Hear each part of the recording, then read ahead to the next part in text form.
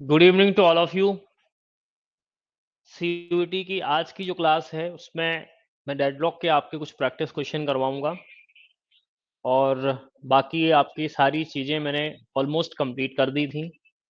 अब आपको कुछ भी नया नहीं पढ़ना है, इसलिए अब आपकी कोई भी क्लास मैं नहीं लेने वाला हूँ। इसलिए नहीं लेने वाला हूँ बिकॉज रीज़न ये है कि मैं जितना अब आपको पढ़ाऊंगा उतना आपके लिए बेनिफिशियल नहीं होगा, बिकॉज अब आपको खुद से पढ़ना है।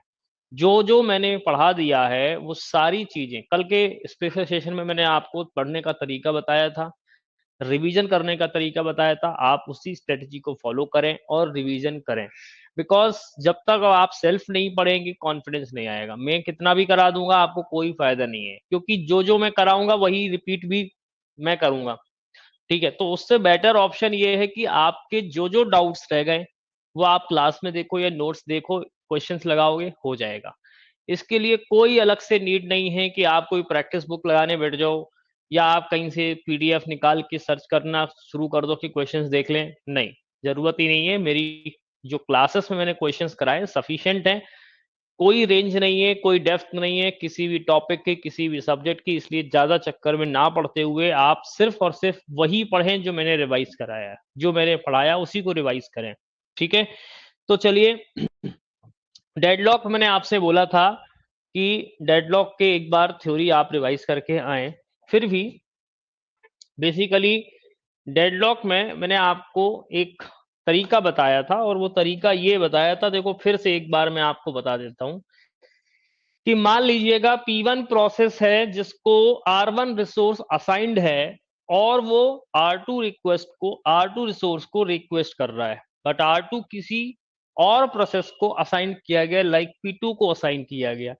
तो इसका मतलब P1 प्रोसेस तब तक एग्जीक्यूट नहीं हो सकती जब तक उसको R1 के साथ साथ R2 रिसोर्स ना मिल जाए। ठीक उसी तरह P2 को R2 रिसोर्स असाइंड किया गया है और P2 जो है वो R3 को रिक्वेस्ट कर रहा है। दैट मीन्स कि विदाउट R3 वो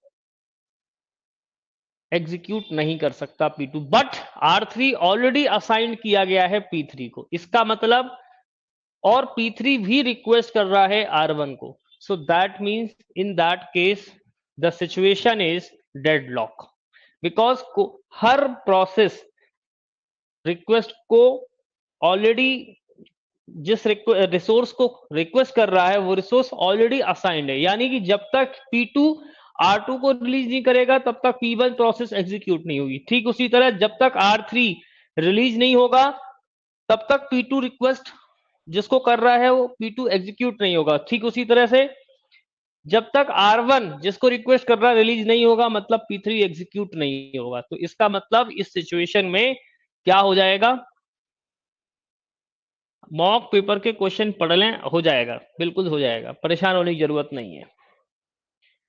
इसके बाद हमने आपको डेडलॉक और सारी चीजें बताई थी। 4 कंडीशंस हैं, mutual exclusion, hold and wait, ये सारी बातें बताई थी। इसके अलावा नॉन प्रियम्पशन और सर्कुलर वेट, ये सारी बातें आपको बताया था। फिर डेडलॉक अवॉइडेंस के लिए जो एल्गोरिथम काम करती है जिसका नाम आपने सुना होगा बैंकर्स एल्गोरिथम।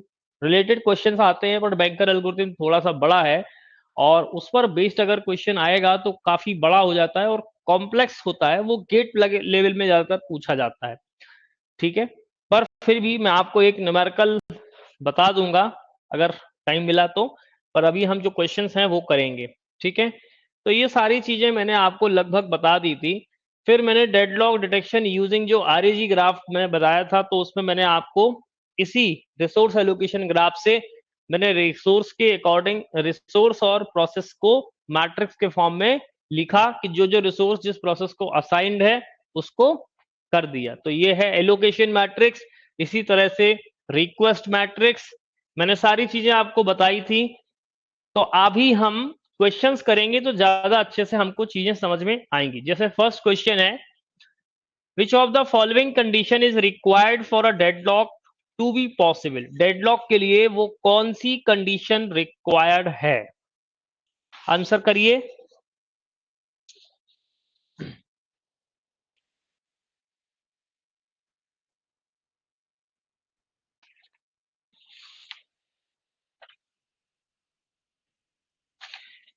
क्वेश्चन को पढ़िएगा, नोट करिएगा। अब देखिए ये इंपॉर्टेंट क्वेश्चन ही है। अब इसके लिए कोई ये नहीं है कि आप कहो कि सर ये क्वेश्चन कैसे हैं, इंपॉर्टेंट है कि नहीं है। ये सारे इंपॉर्टेंट क्वेश्चन है, इसी तरह से क्वेश्चन पूछे जा सकते हैं। Which of the following condition is required for a deadlock to be possible. अब देखिए डेडलॉक होने के लिए क्या क्या कंडीशंस हैं जो वो फुलफिल करेगा। Like first thing is the mutual exclusion, बिल्कुल करेक्ट बात है। इसके बाद अगर हम बात करें तो a process may hold allocate resource while awaiting assignment of the other resources. Hold and wait. No resource can be forcibly removed from a process holding it. That means no preemption. तो इसका मतलब answer क्या होना चाहिए? तीनों condition true है तो all of the above mentioned. ठीक है, ऑप्शन डी तीनों कंडीशंस को होना मैंडेटरी है। Is that clear?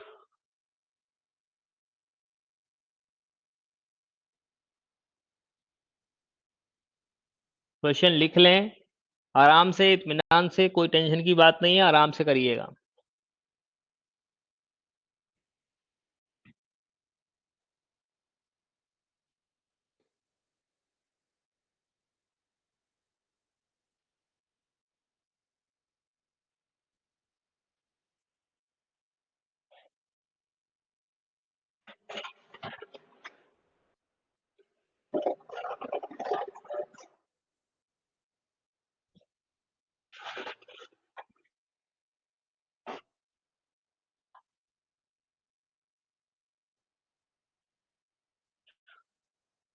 ठीक है, चलिए तो अब नेक्स्ट क्वेश्चन पर मूव करेंगे। अगला क्वेश्चन है a system is in the safe state, a system the is in the safe state if, यानी कि एक सिस्टम सेफ स्टेट में कब होगा? यदि the system can allocate resources to each process in some order and still avoid a deadlock, there exist a safe sequence, all of the mentioned, none of the mentioned. इसका answer बताइए जल्दी से, क्या होगा?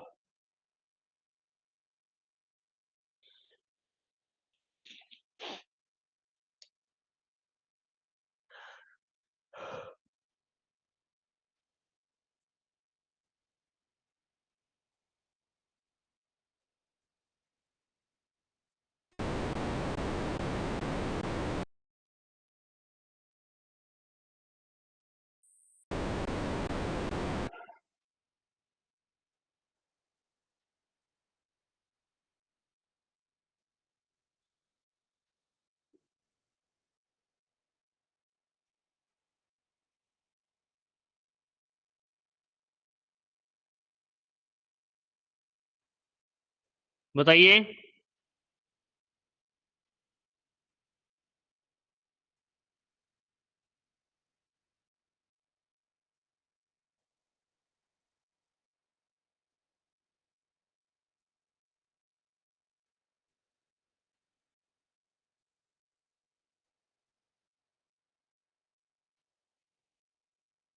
देखिए a system is in the safe state if the system can allocate resources to each process, यानी कि उस सिस्टम किस तरह से एलोकेट कर रहा है रिसोर्स को, some order, and still avoid a deadlock. अगर डेडलॉक अवॉइड होगा तो ऑब्वियसली बात है कि हमारा सिस्टम जो है वो सेफ स्टेट में होगा।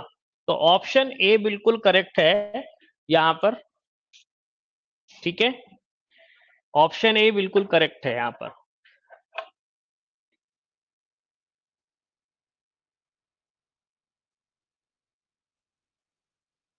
नहीं, इस क्वेश्चन का पीडीएफ नहीं मिलेगा, आप इसको नोट करिए। फिर वही बात, पीडीएफ से आप कुछ नहीं करेंगे, आप सिर्फ और सिर्फ उसको एक बार देखेंगे। जब आप क्वेश्चन लिखते हैं तो बहुत सारी बातें आपको समझ में आती हैं। ये बात क्यों नहीं आती समझ में? क्वेश्चन लिखते से कई सारी चीजें हमारी सॉल्व होती हैं। क्या? पहली चीज ये कि हम जब क्वेश्चन को लिखते हैं तो प्रॉपर पढ़ते हैं और समझते हैं। और जब आप लिखे लिखाए क्वेश्चन को तो वो तो बुक्स में भी लिखे हैं, सब जगह लिखे हैं, उसमें ऐसी कोई दिक्कत की बात नहीं है। कोई नया काम नहीं कर रहे हैं अपन।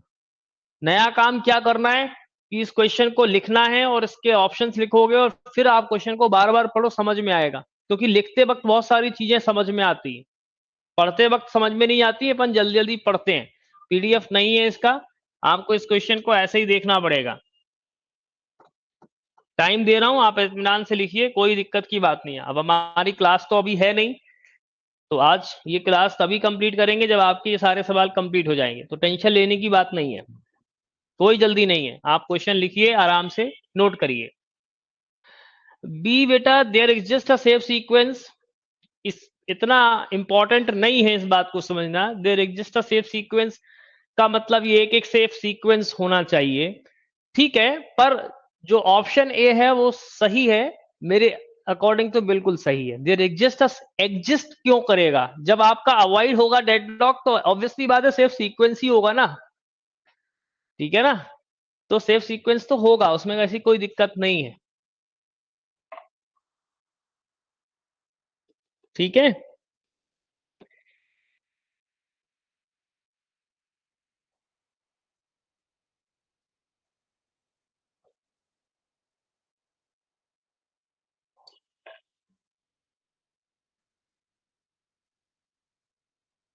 पहला क्वेश्चन करा चुके हैं हम, अब लास्ट में रिवाइज कर देंगे।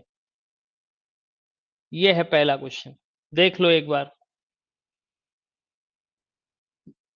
इत्मीनान से लिखते चलिए आप, और बार बार, हाँ, बार बार वो मत करिए आप।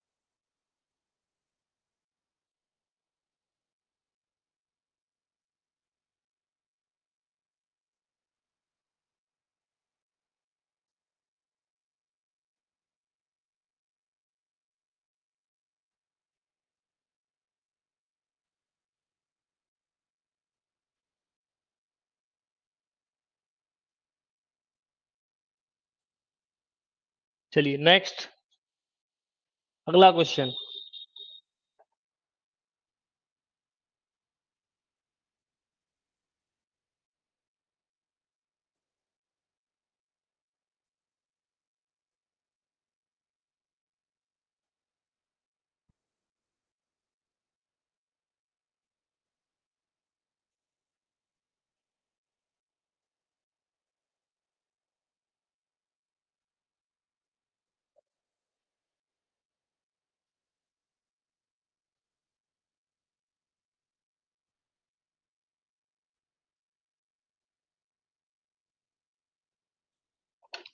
और इवन आप प्रीवियस क्वेश्चन में अगर बात करें, there exist a safe sequence बोल सकते हैं आप ए और बी दोनों ऑप्शन को, तो अगर इसमें आप ऑल ऑफ द मेंशन भी दे देंगे तो भी गलत नहीं है, आप बी ऑप्शन भी इसमें कह सकते हैं, बिकॉज अगर एग्जिस्ट कर रहा है सेफ सीक्वेंस तो ऑब्वियसली बात है डेडलॉक नहीं बनेगा, और देन स्टेट सेफ ही होगी, ठीक है।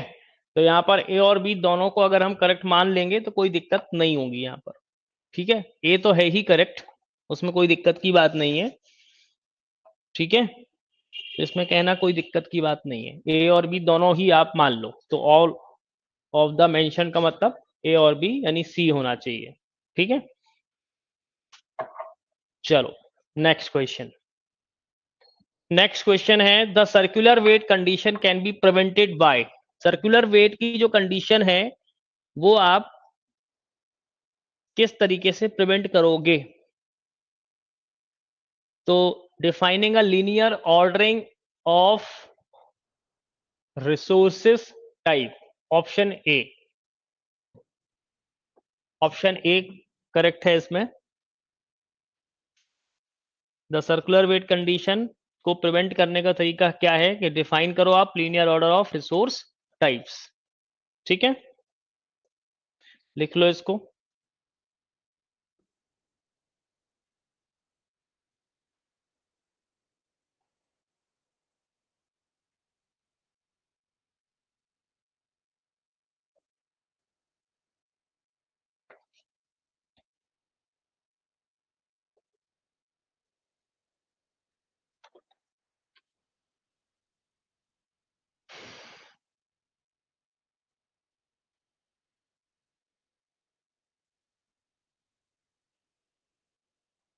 Next question, which of the following is the deadlock avoidance algorithm? इनमें से कौन सी एल्गोरिथम डेडलॉक को अवॉइड करने वाली एल्गोरिथम है?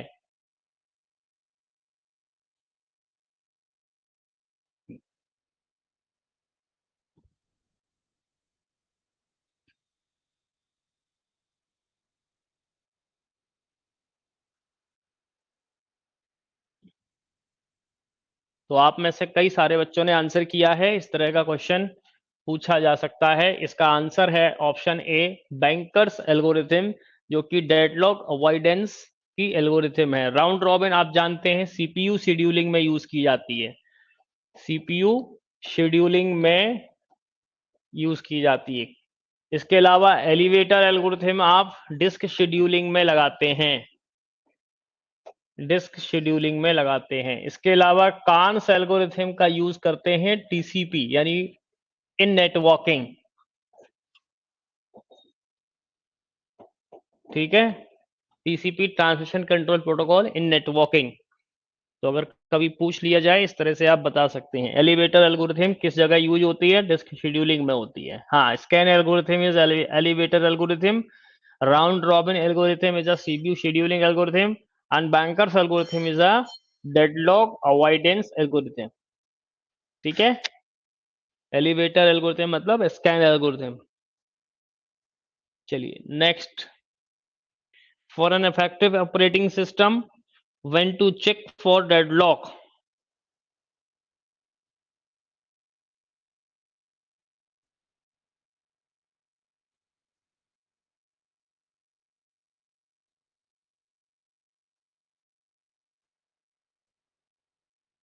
For an effective operating system, when to check for deadlock? Every time a resource request is made at fixed time interval. Option C correct माना जाएगा इसमें। ठीक है, ए और बी को मिला देंगे तो ऑप्शन सी जो है वो आपका सही है। ध्यान रखें, every time a resource request is made at fixed time interval. Yes, option C correct है।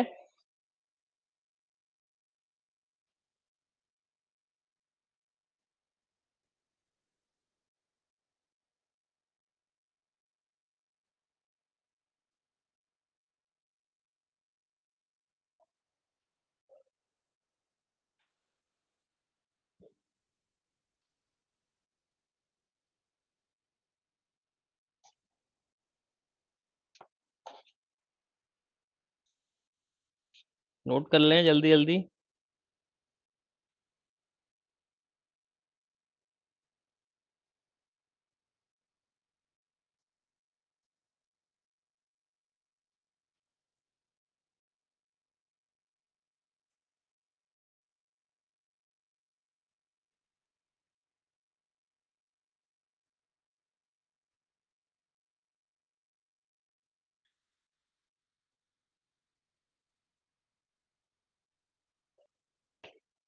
चलिए next question, a problem encountered in multitasking when a process is perpetually denied necessary resources is called? वो कौन सी problem encounter होगी multitasking में जिसके लिए process जो है वो कंटिन्यूसली डिनाई होती है नेसेसरी रिसोर्सेज इज कॉल्ड? क्या आंसर होना चाहिए इसका?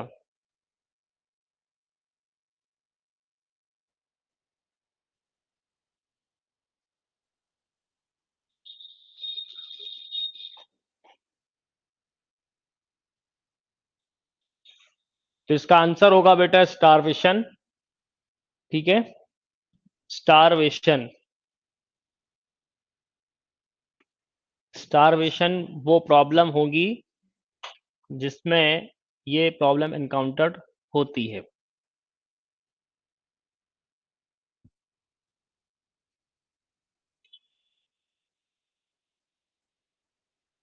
क्या पूछ रहे हैं? कंप्यूटर के कुछ टॉपिक्स पढ़ना बचे हैं। महाराष्ट्र सिटी की वजह से कौन से टॉपिक जल्दी कवर कर सकते हैं? अच्छा, आपने कुछ नहीं पढ़ पाए हैं। तो मैंने कल की जो स्पेसिफिकेशन बताया था, एक बार अगर आप उसको देख लेंगे तो मुझे लगता है दिक्कत नहीं आएगी। एक बार मेरा स्पेशलाइजेशन कल का वाला देख लेना, जिसमें मैंने सारे टॉपिक्स बताए हैं कि आप पढ़ सकते हैं। ठीक। एजिंग जो कॉन्सेप्ट यूज होता है वो स्टारवेशन को अवॉइड करने के लिए होता है। इन्वर्जन यहाँ पे प्रायोरिटी इन्वर्जन होता है, इन्वर्जन अकेला नहीं होता है ऑपरेटिंग सिस्टम में। ठीक है। प्रायोरिटी इन्वर्जन का मतलब ये होता है कि जो हायर प्रायोरिटी प्रोसेस है उसको प्रीएम्प्ट किया जाता है लोअर प्रायोरिटी प्रोसेस के द्वारा। ठीक है। डेडलॉक आप जानते ही हैं।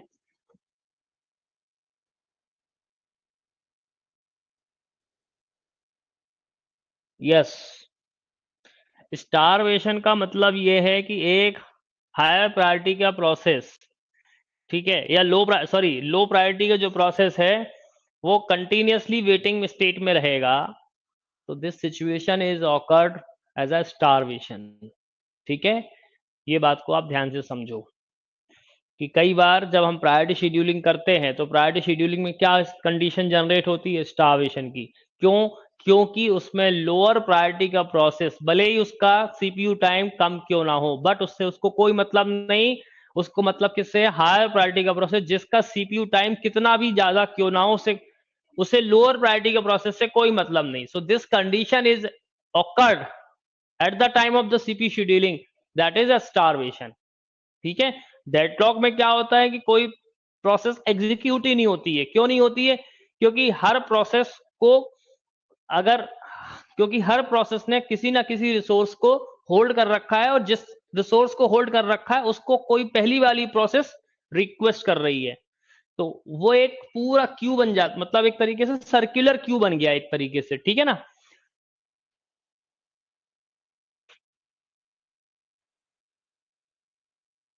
यस, बिल्कुल सही बात बोला है। Next, which one of the following is a visual या mathematical way to determine the deadlock occurrence? वो which one of the following is a visual या mathematical way to determine the deadlock occurrence? deadlock occurrence के लिए वो क्या तरीका है जिसके लिए visual method अपनाया जाता है? तो रिसोर्स एलोकेशन ग्राफ आरईजी के द्वारा हम डिटेक्ट भी करते हैं, और हम एक विजुअल रिप्रेजेंटेशन भी करते हैं कि हमारा डेडलॉक बन रहा है। Option A. ठीक। Clear.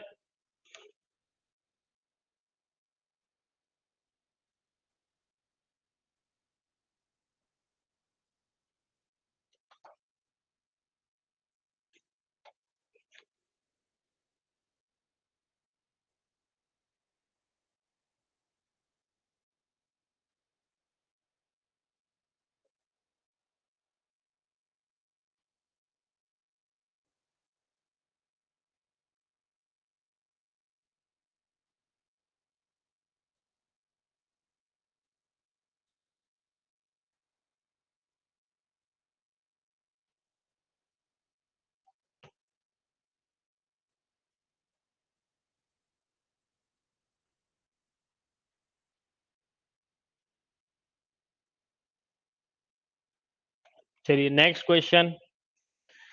To avoid deadlock, to avoid deadlock options हैं, पढ़िए एक बार options. To avoid deadlock, there must be a fixed number of resources to allocate, resource allocation must be done only once, all deadlocked process must be aborted, या inversion technique can be used.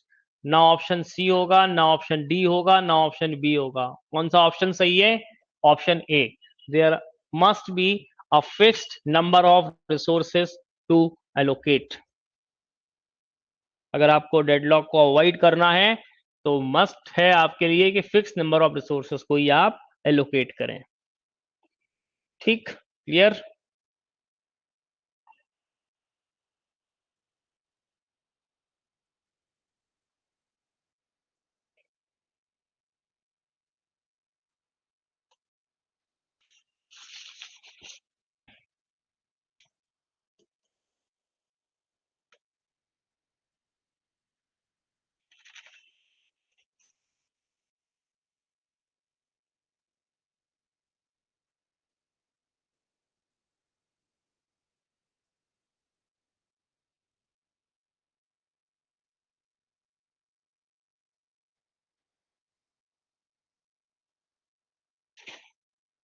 चलिए next, for a deadlock to arise which of the following conditions must hold simultaneously? Deadlock की condition को देखने के लिए क्या condition होनी चाहिए साइमल्टेनियसली?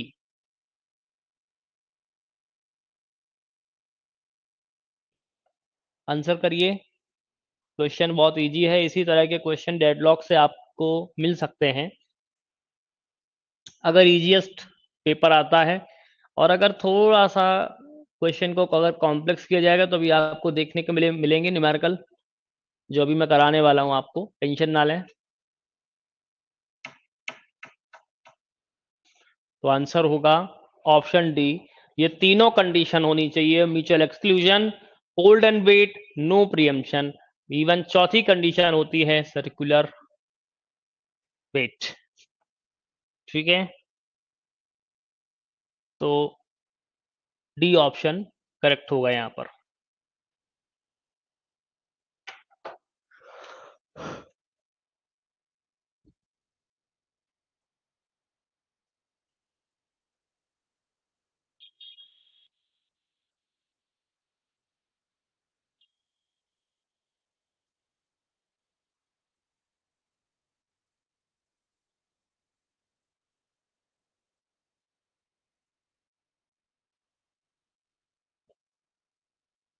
ठीक, okay next, for mutual exclusion to prevail in the system.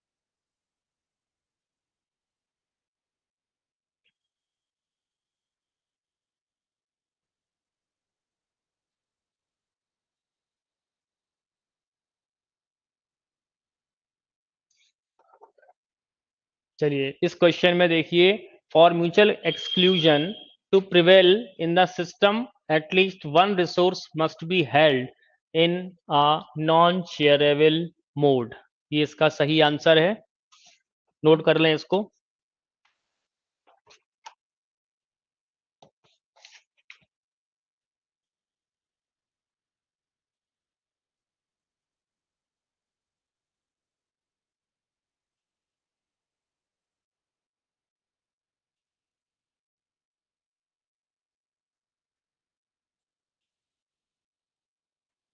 Mutual exclusion कब बनेगा?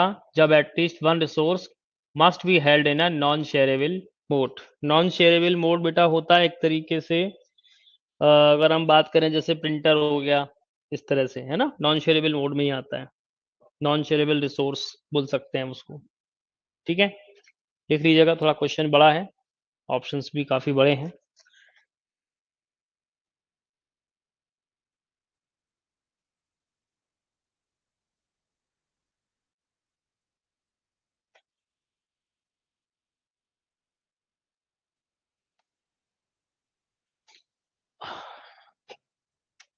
नेक्स्ट क्वेश्चन,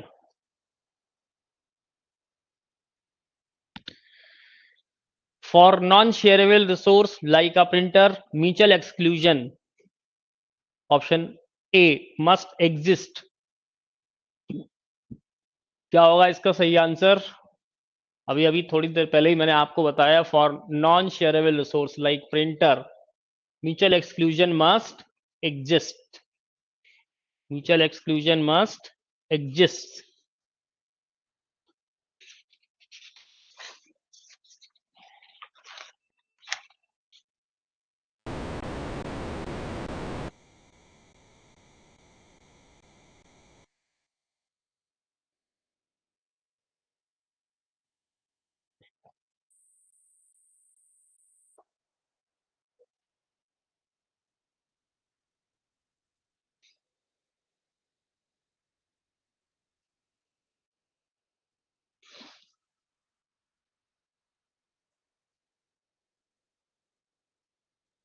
चलिए नेक्स्ट क्वेश्चन।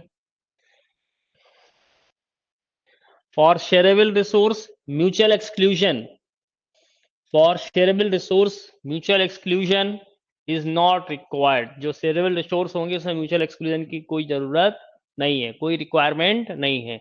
सिर्फ नॉन शेयरेबल रिसोर्स में ही म्यूचुअल एक्सक्लूजन बनेगा। जैसे लाइक प्रिंटर, प्रिंटर जो है वो याद रखना साइमल्टेनियसली सेवरल प्रोसेसेस को असाइंड नहीं की जा सकती, ठीक है। इसलिए जब तक वो रिलीज नहीं करेगा, जब तक किसी दूसरी प्रोसेस को नहीं मिलेगा, ठीक है। तो इस कंडीशन में म्यूचुअल एक्सक्लूजन बनता है, लेकिन शेयरेबल रिसोर्सेस के कंडीशन में म्यूचुअल एक्सक्लूजन नहीं है रिक्वायर्ड, ठीक है। They do not require mutually exclusive access and hence cannot be involved in a deadlock. Clear? लिख लिया होगा आई थिंक। आप लोग आंसर नहीं कर रहे हैं, क्या बात है? नहीं आते क्या इसके answers?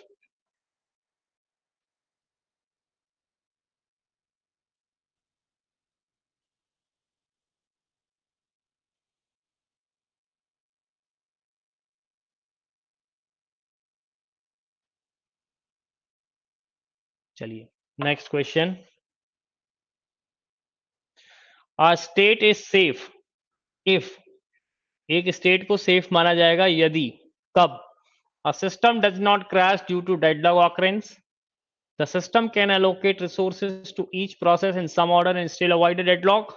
The state keeps the system protected and safe.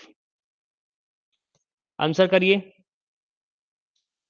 ये क्वेश्चन तो प्रीवियस क्वेश्चंस की तरह ही है, एक तरह रिपीट है ये क्वेश्चन आई थिंक। तो इसका ऑप्शन बी करेक्ट होगा। किसी किसी क्वेश्चन के आंसर में डाउट लगता है, अच्छा ठीक है, डी नहीं होगा, इसका आंसर बी होगा भाई, B B. The system can allocate resource to each process in some order and still avoid a deadlock, ठीक।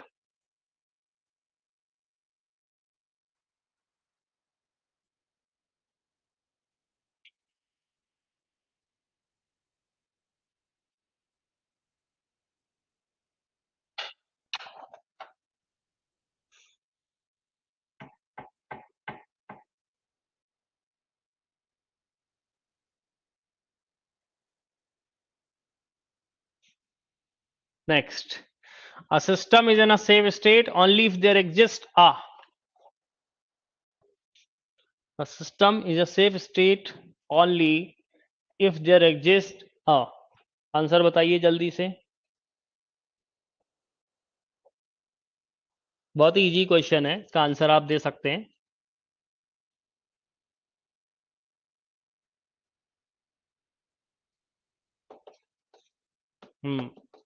आंसर दो विवेक।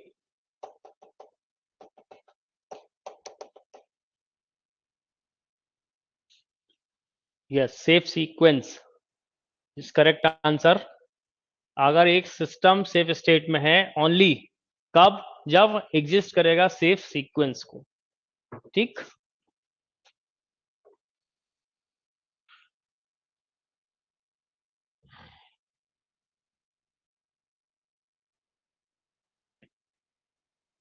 Next question.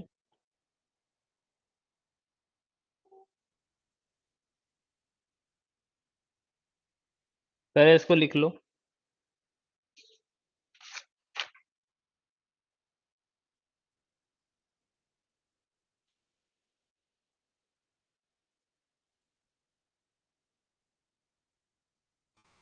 Next question. अब एक क्वेश्चन क्वेश्चन है,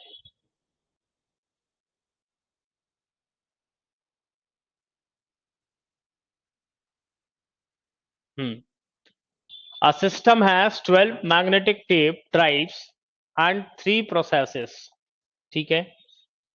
देखिए इस तरह का एक न्यूमेरिकल आपको हो सकता है मिल जाए, ठीक है, और आपसे पूछ लिया जाए कि सेफ सीक्वेंस क्या होगा। तो ये आप समझिएगा, यहां पर ये बैंकर्स एल्गोरिथम पर बेस्ड क्वेश्चन है। अभी पहले तो आप इस क्वेश्चन को देखिए, इसके अलावा भी और क्वेश्चंस भी हैं, पहले इनको कर लेते हैं फिर न्यूमेरिकल वाले क्वेश्चंस करते हैं। हाँ यस, पहले आप ये छोटे छोटे क्वेश्चंस कर लो, फिर इन क्वेश्चंस पर आते हैं। If no cycle exist in resource allocation graph, if no cycle exists in the resource allocation graph, अगर कोई साइकिल एग्जिस्ट नहीं करती है आरएजी में, तो the system then the system will be in a safe state. तो पहले आप ये वाले क्वेश्चन लिख लो, फिर न्यूमेरिकल पर आएंगे एक साथ। हाँ कुछ क्वेश्चंस के ऑप्शन सिमिलर लगते हैं, पर आप घबराओ मत, सही तरीके से पढ़ो, इसलिए आपको इस तरह के क्वेश्चन करा रहे हैं ताकि आप समझ पाए।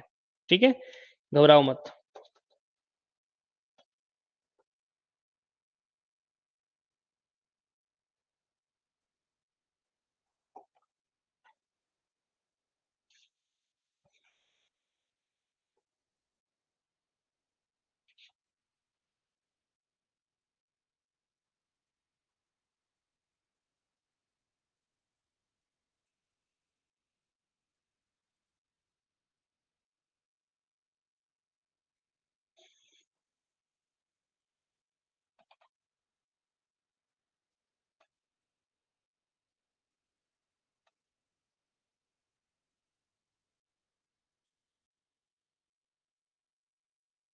चलिए नेक्स्ट है, the data structure available in the banker's algorithm are. Data structure मतलब कि बैंकर्स एल्गोरिथम में क्या क्या चीजें हम यूज करते हैं, तो मैं आपको बता दूं। Available resources, allocated resources, need resources, so these are three, यानी इसका आंसर होगा all of the mentioned, option D. ठीक है,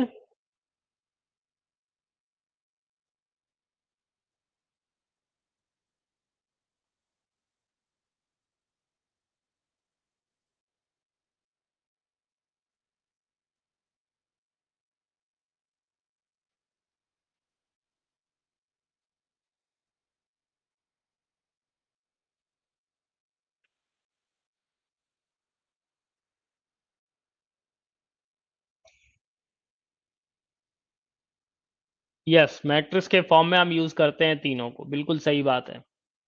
next question, the content of matrix need, matrix need कैसे निकालते हैं, मैक्सिमम माइनस एलोकेशन से। ठीक है, ऑप्शन सी होगा, यानी कि नीड इक्वल्स टू क्या होता है, max minus allocation, option C correct होगा। The content of matrix need is,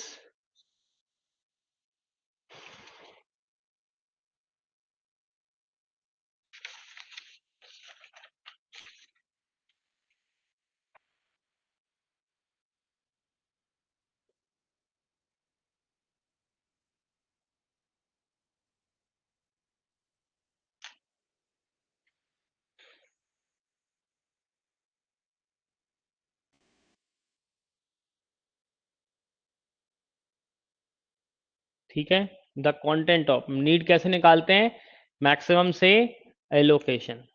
ठीक है, मैक्सिमम माइनस एलोकेशन क्या है पीछे वाले में, बैंकर्स एल्गोरिथम में कौन कौन से डेटा स्ट्रक्चर्स को हम यूज करते हैं।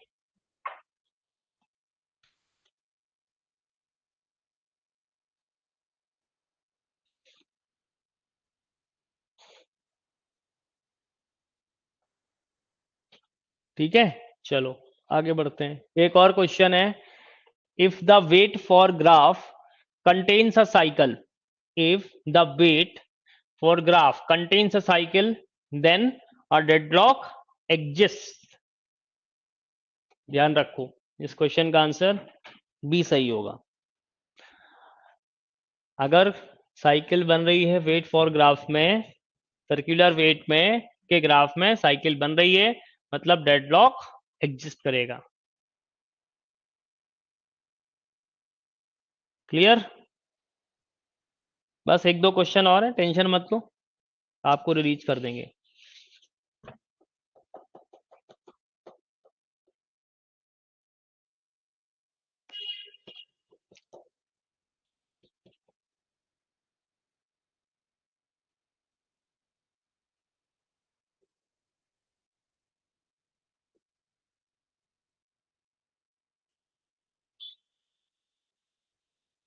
चलिए नेक्स्ट लिख लिया होगा आई थिंक, जल्दी करिए, अगर नहीं लिखा है तो जल्दी करो।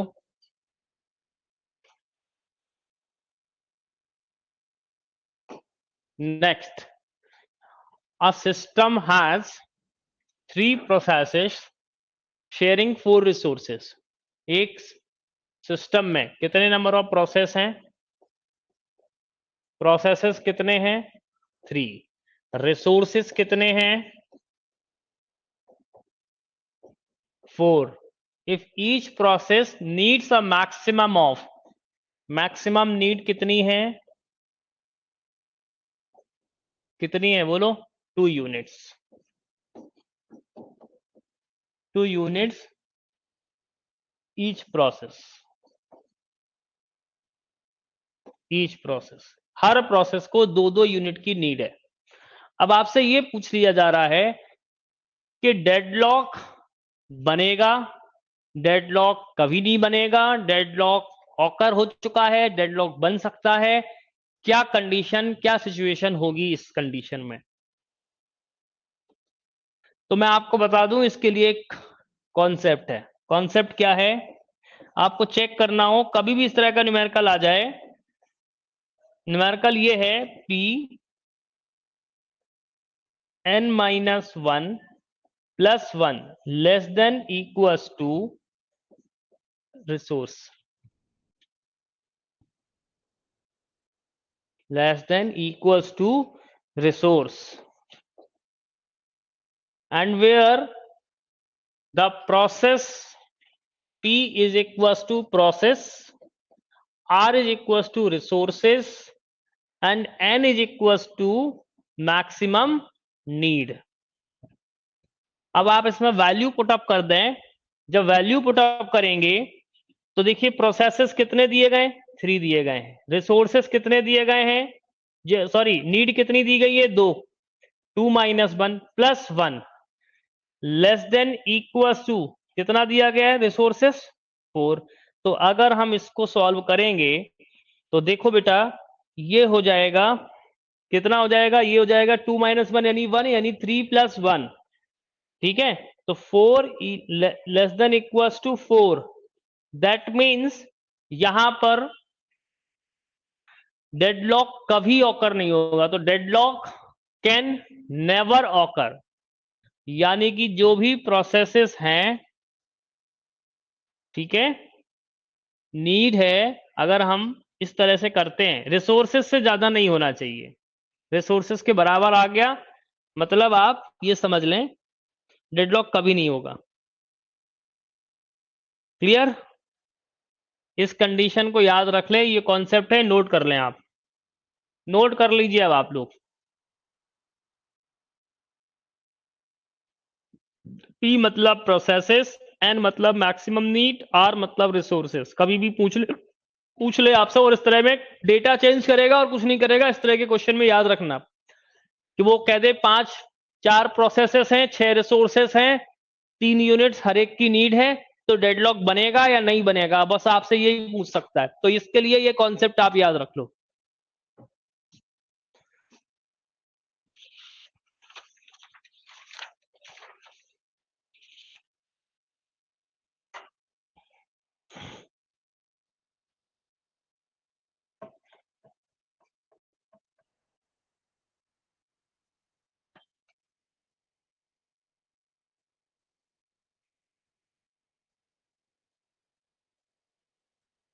डेडलॉक कब बन जाएगा? तो बेटा अगर हम मान लेते हैं डेडलॉक कब बनेगा, तो सपोज दैट मान लेते हैं कि यहां पर प्रोसेस हैं 4, रिसोर्सेस हैं 6, और हर एक की नीड है 3। अब कर लो जरा सॉल्व, आप जरा सॉल्व करो तो पता लग जाएगा डेडलॉक ऑकर्स। 4 3 - 1 यानी कि +1 लेस देन इक्वल्स टू कितने? 6। तो देखो ये कितना हो जाएगा, देखो ये हो जाएगा 4 3 - 1 यानी कि 2 + 1 लेस देन 6। तो ये कितना हो जाएगा? 8। 8 + 1 यानी कि 9 लेस देन है क्या 6 के? नहीं है, नहीं है इसका मतलब क्या हो जाएगा, डेडलॉक ऑकर, डॉट डेडलॉक बन जाएगा। समझ में आ रही बात? यस। रिसोर्स यानी आर्स की वैल्यू के बराबर हो जाए, ये वाली कंडीशन, आर की वैल्यू के बराबर या बड़ी होकर आर की वैल्यू, तो डेडलॉक नहीं बनेगा। अगर आर से बड़ी हो जाए ये कंडीशन, तो मान लो आप कि डेडलॉक बनेगा। ठीक है, क्लियर? चलो एक क्वेश्चन अभी और बचा हुआ था, जरा उसको भी कर लेते हैं। हाँ ये क्वेश्चन है, अब ये क्वेश्चन बहुत ही अच्छा क्वेश्चन है, जरा पहले इसको नोट कर लें आप लोग।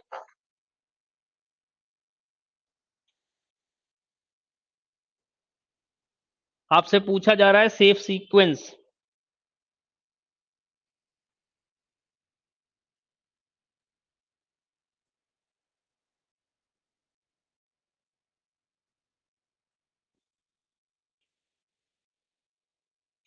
ये एल्गोरिथम बैंकर्स एल्गोरिथम का क्वेश्चन है, ध्यान रखें आप।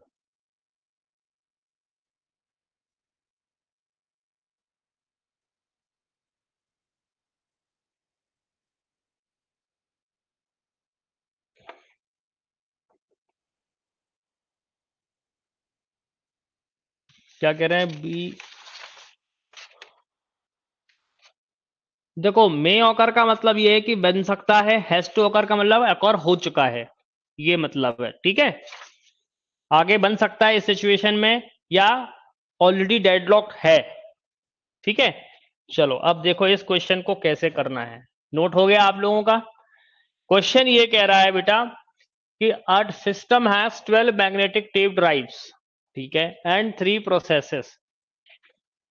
टोटल टेप कितने दिए गए हैं, मैग्नेटिक टेप कितने दिए गए हैं, 12, यानी कि अवेलेबल रिसोर्सेस कितने हैं, 12, और टोटल प्रोसेसेस कितनी है, बोलो 3।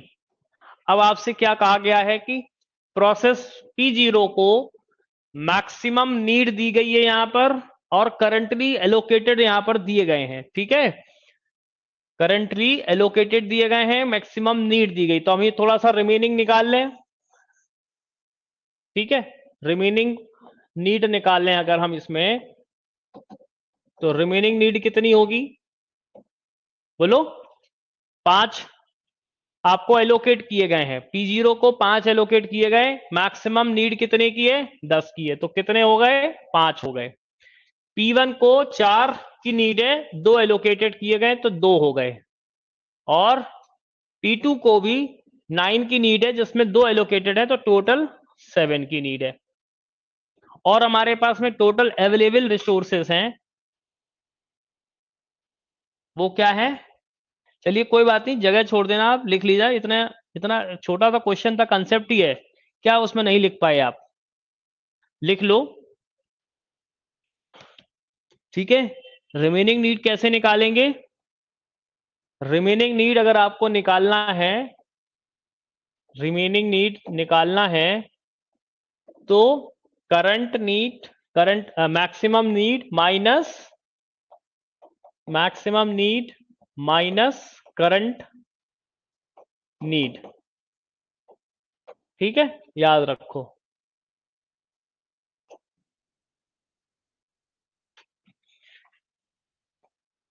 आपसे पूछा यह जा रहा है कि सेफ सीक्वेंस क्या होगा। ठीक है, क्या हम P0 P1 P2 इसी ऑर्डर में सेफ सीक्वेंस बना सकते हैं,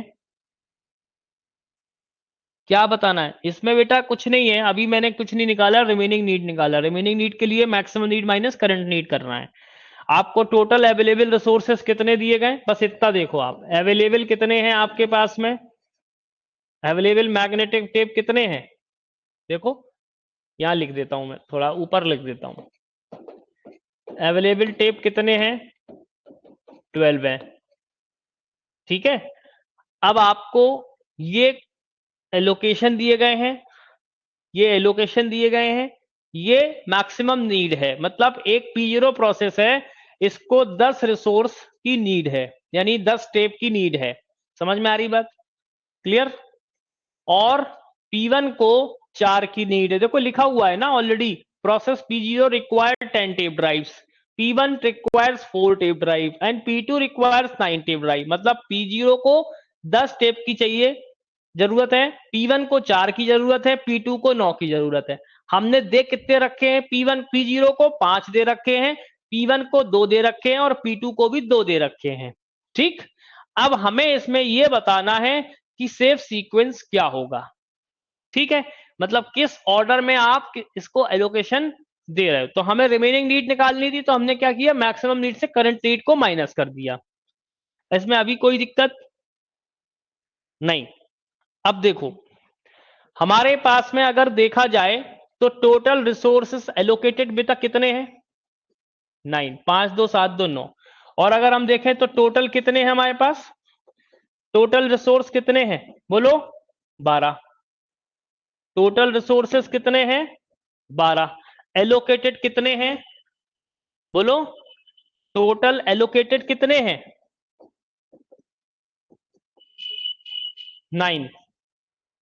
बोलो टोटल रिसोर्सेस कितने हैं, 12।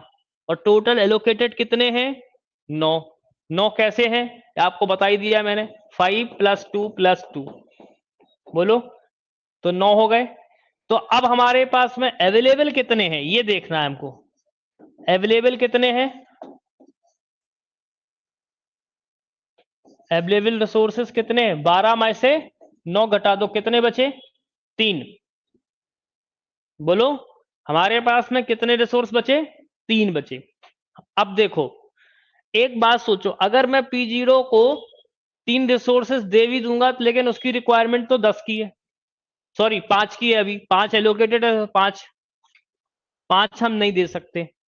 बोलो दे सकते हैं क्या, नहीं दे सकते। P3 को, P2 को भी नहीं मिल सकता। P1 रिसोर्स अगर हम देखें कितने की डिमांड कर रहा है बोलो, 2 की डिमांड कर रहा है। P2 कितने की डिमांड कर रहा है, P1 कितने की डिमांड कर रहा है, 2 की डिमांड कर रहा है।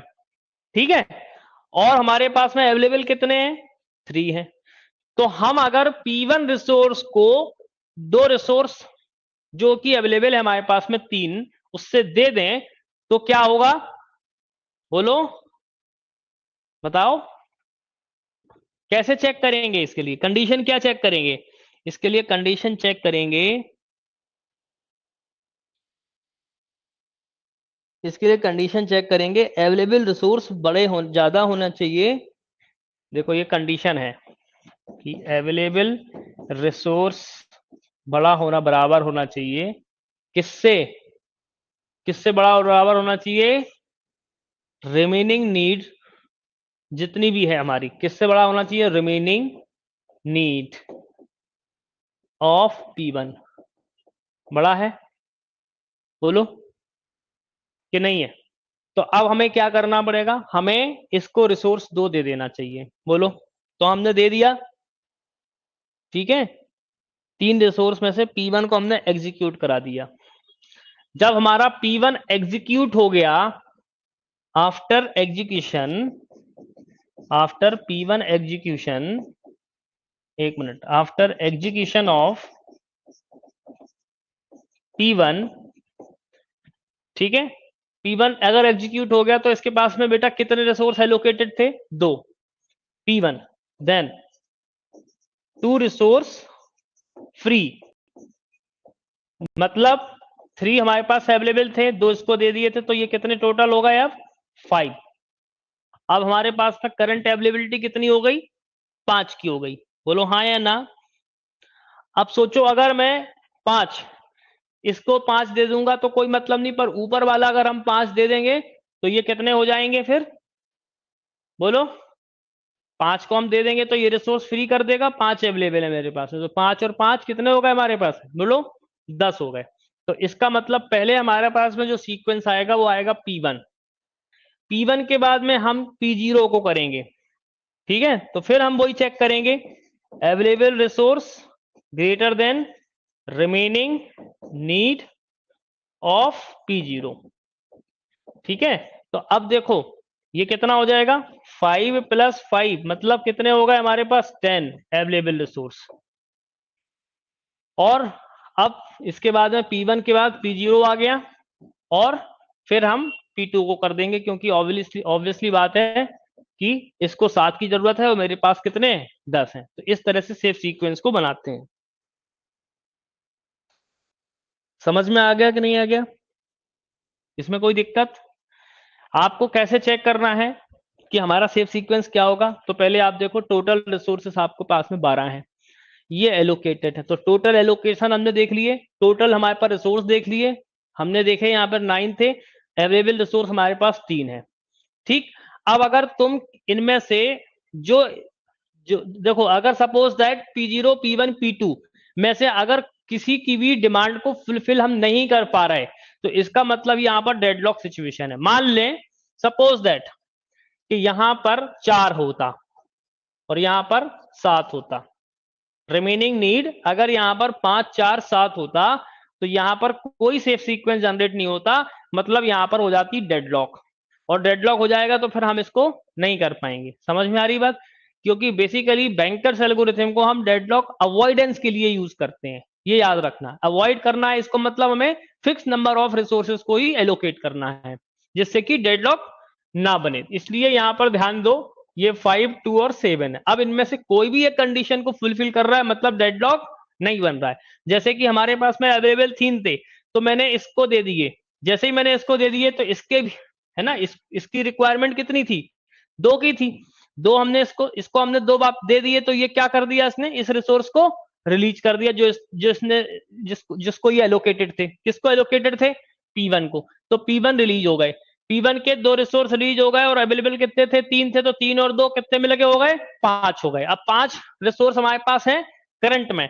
जब 5 रिसोर्स अवेलेबल है, तो देखो, या तो इसको तो आप दे नहीं सकते, क्योंकि ऑब्वियसली बात इसकी डिमांड 7 की है और इसकी डिमांड 5 की है, तो हम इसको दे देंगे। तो क्या होगा? 5 इसको दे दिए तो P0 हमारा एग्जीक्यूट हो गया, मतलब 5 और 5 कितने हो गए? अब 10 रिसोर्स हमारे पास अवेलेबल में हो गए। तो ऑब्वियसली बात है कि हम इसको दे सकते हैं आराम से, तो कोई दिक्कत ही नहीं। जैसे ही हमने इसको रिसोर्स दिए, तो 10 हमारे पास बचे हुए थे और +2, यानी कितने हो गए टोटल? 12। तो आपको यह भी चेक करना पड़ेगा कि जो आपके लास्ट में अवेलेबल रिसोर्स आ रहे हैं वो टोटल रिसोर्स से मैच हो जाएं। अगर ऐसा हो गया, मतलब आपका क्वेश्चन आपने सही किया है। ठीक, क्लियर? आखिरी में आपको अवेलेबल रिसोर्स मिल जाएंगे। अवेलेबल रिसोर्स कितने हो गए? देखो, 10 प्लस और इसके 2, तो कितने हो गए टोटल? 12। 12 अवेलेबल रिसोर्स और टोटल रिसोर्सेस 12। समझ में आ गई बात? नहीं समझ में आ रहा है? क्यों नहीं आ रहा है भाई? क्यों नहीं आ रहा है? देखो, आप फिर से समझो, अगेन समझा रहा हूं मैं। यह है बैंकर्स एल्गोरिथम, ठीक है? देखो, आपको क्या देखना है,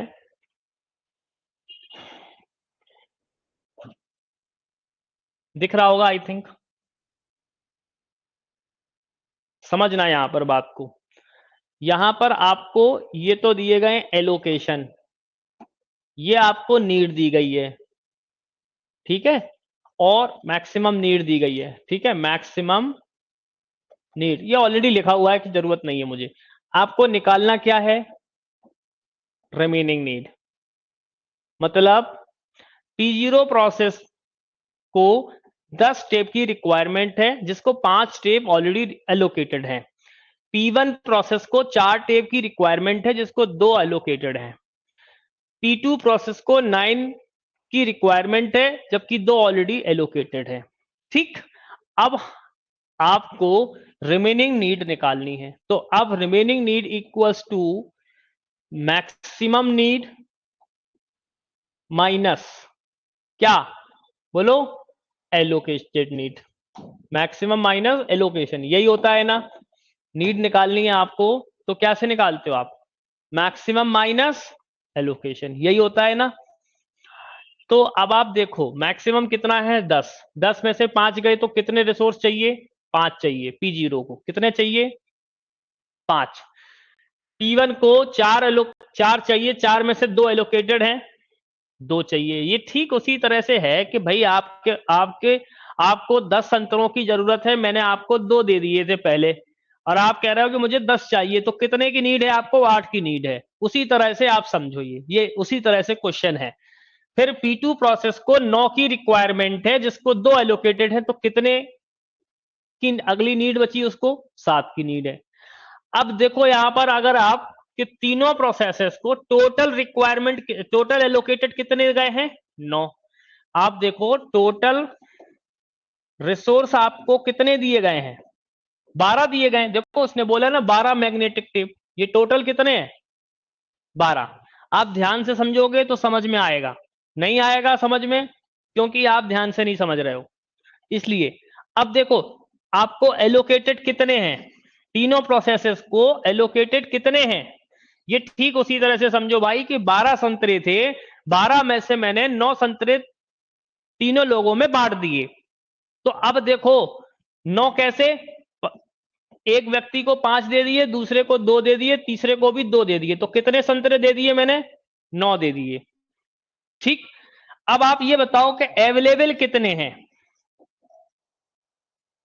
अवेलेबल का मतलब टोटल रिसोर्स में से एलोकेटेड रिसोर्स को घटा दें। तो मैंने 12 में से 9 को घटा दिए, कितने बचे? 3 बचे। अब आप थोड़ी सी बात को समझना, यहां पर प्रोसेस P1 को 5 की नीड है, मेरे पास 3 है, तो मैं उसकी रिक्वायरमेंट फुलफिल कर पाऊंगा या नहीं कर पाऊंगा? पहले आप सोचिए। नहीं कर पाऊंगा, बिकॉज उसको 5 चाहिए, मेरे पास तो 3 ही है ना। ठीक भाई, P1 रिक्वायरमेंट क्या कर रहा है कि मेरे को आप 2 रिसोर्स दे दो, मतलब 2 संतरे दे दो, काम खत्म। मेरे को 2 संतरे आप दे दो, मैं तो कह रहा हूं मेरे पास तो 3 है, 3 में से अगर मैं 2 दे दूंगा तो कोई दिक्कत तो नहीं है ना, आपने तो 2 ही मांगे हैं। तो मैं किसकी रिक्वायरमेंट को फुलफिल कर रहा हूं? P1 की रिक्वायरमेंट को फुलफिल कर रहा हूं। तो वो यही कहना चाह रहा है बेटा कि अगर अवेलेबल रिसोर्स बड़ा हो, need of process PJ, need of PJ मतलब प्रोसेस। अब देखो यहां पर P1 है, ऑब्वियसली बात है, तो हम ये कह सकते हैं कि अब हमने इसको 2 रिसोर्स दे दिए। जैसे ही इसको 2 रिसोर्स दे दिए तो ये कितने रिसोर्स लेके बैठा था? ऑलरेडी 2 को एलोकेट करके बैठा था। तो इसने कहा कि भैया मैं आपको 2 दे देता हूं, मेरा काम हो गया, अब आप ये 2 रिसोर्स पकड़ो। तो अवेलेबल कितने थे मेरे पास में? 3 थे। तो अब नाउ अवेलेबल रिसोर्स कितने हो गए? 3 + 2 कितने हो गए? बोलो 5। दोनों रिसोर्स उसको दे दिए। दो रिसोर्स देने के बाद में P1 प्रोसेस कंप्लीट हो गई।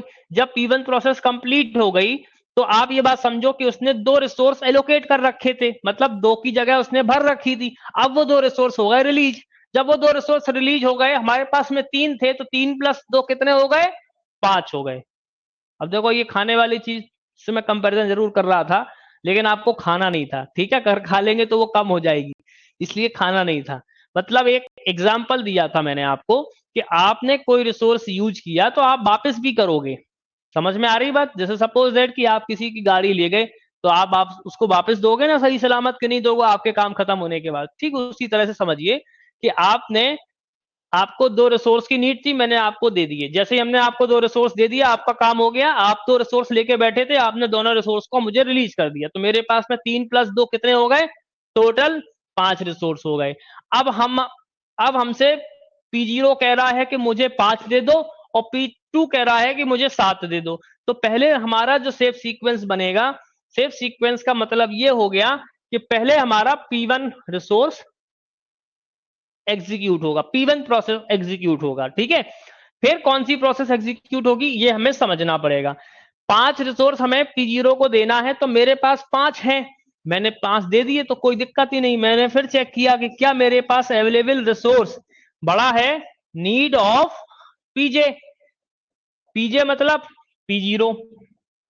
तो इसका मतलब अब हमारे पास में नाउ अवेलेबिलिटी कितनी हो गई? बोलो 5 + 5 यानी कितने अवेलेबल हो गए? 10। क्यों? क्योंकि इसने 5 रिसोर्स को कैप्चर कर रखा था। 5 रिसोर्स रिलीज हो गए जैसे ही P0 एग्जीक्यूट हुआ, तो P1 के बाद P0 रिसोर्स एग्जीक्यूट हो गया। अब देखो, अब एक बात और समझो, अब अगली रिक्वायरमेंट में समझो मेरे पास में 10 रिसोर्स है, इसको 7 की जरूरत है तो मैं इसको दे दूंगा, कोई दिक्कत ही नहीं। इसने कितने रिसोर्स कैप्चर कर रखे थे मेमोरी में? 2।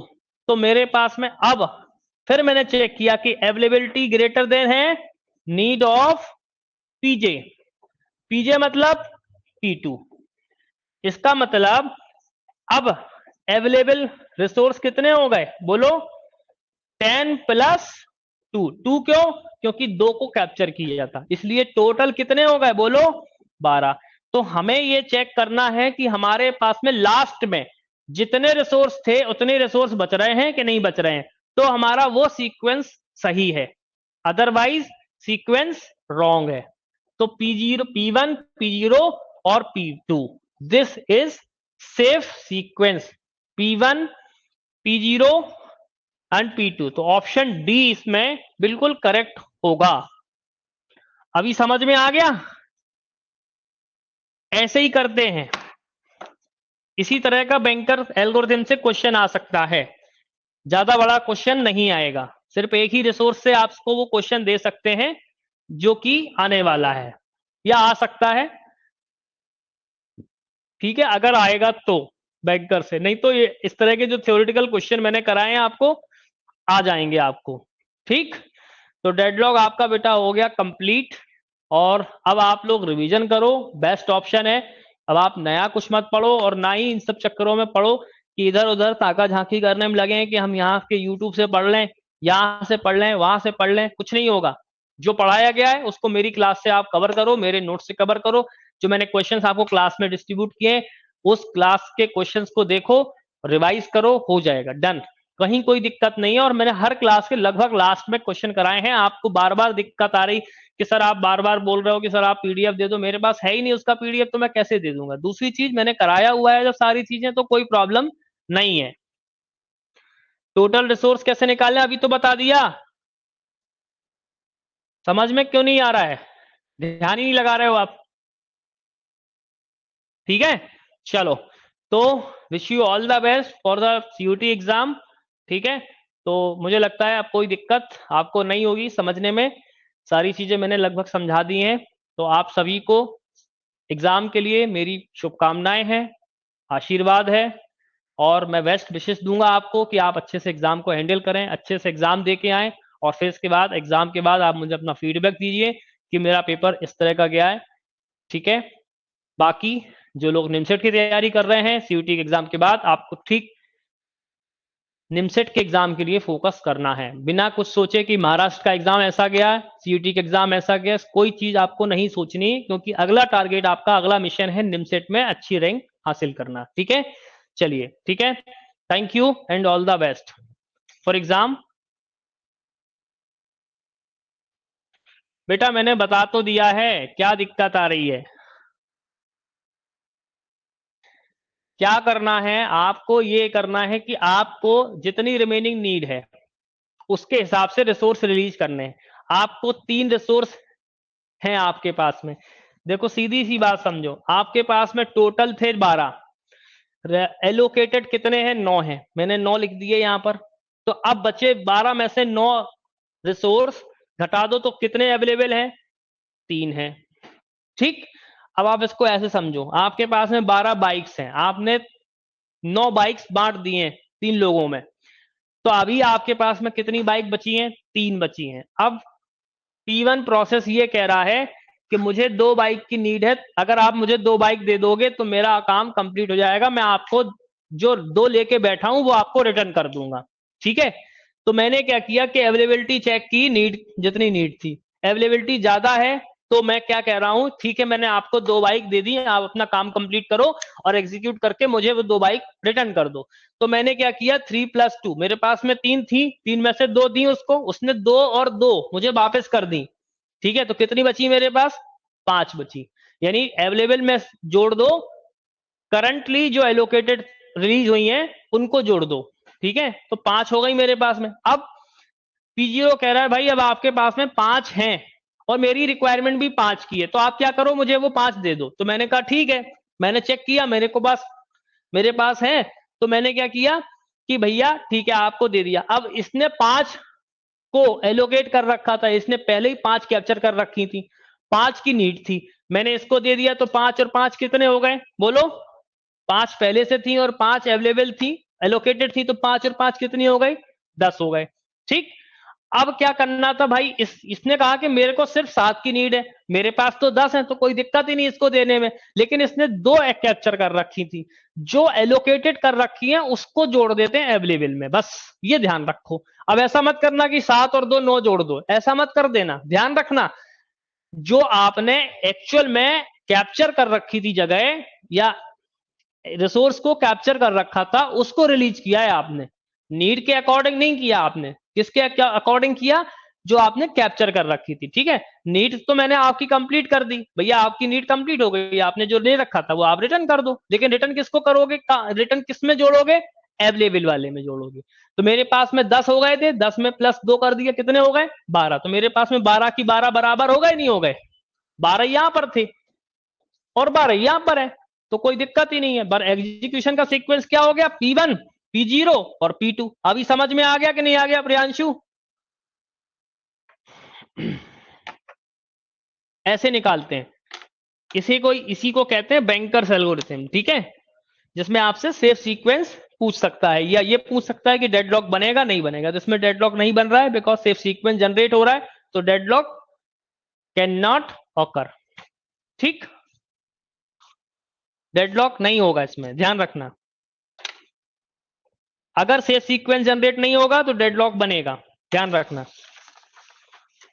जहां पर नीड जो है आपकी अवेलेबिलिटी से ज्यादा हो जाएगी और फुलफिल नहीं कर रही होगी कोई भी रिक्वायरमेंट, वहां पर डेडलॉक बन जाएगा। क्लियर?